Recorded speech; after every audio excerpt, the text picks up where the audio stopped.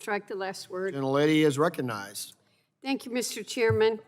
Stories of loved ones, friends, and constituents losing their lives to addiction and overdose are just far too common, and they've become everyday stories.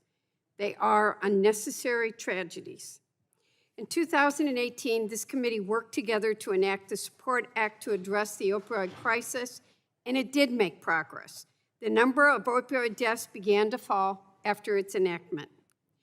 But in the wake of a new and growing fentanyl and synthetic opioid crisis, deaths are again on the rise, and it's time to reassess our approach.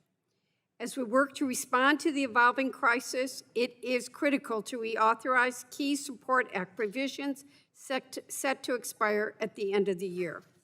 For example, the Support Act authorized a pilot program to improve coordination between public health laboratories and those operated by law enforcement. Public health labs, which detect and monitor public health threats, and labs run by law enforcement, which often assist with crime investigations involving suspected controlled substances, can offer a unique insight into emerging opioid trends. Taken together, collaboration between the two can play a critical role in our nation's response to the synthetic opioid epidemic and help us track evolving threats.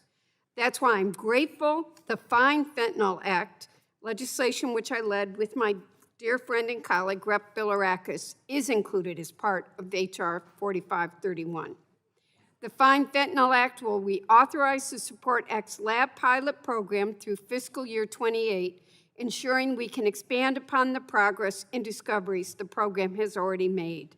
Thank you, Rep. Bilirakis, for joining me on this effort, and I want to express my thanks to Representatives Guthrie and Custer for their leadership on these issues. I know it's something we all care deeply about, and unfortunately, too many of us in this room have been personally impacted. I urge my colleagues to support this legislation, and I look forward to its advancing to the full committee, and I yield back.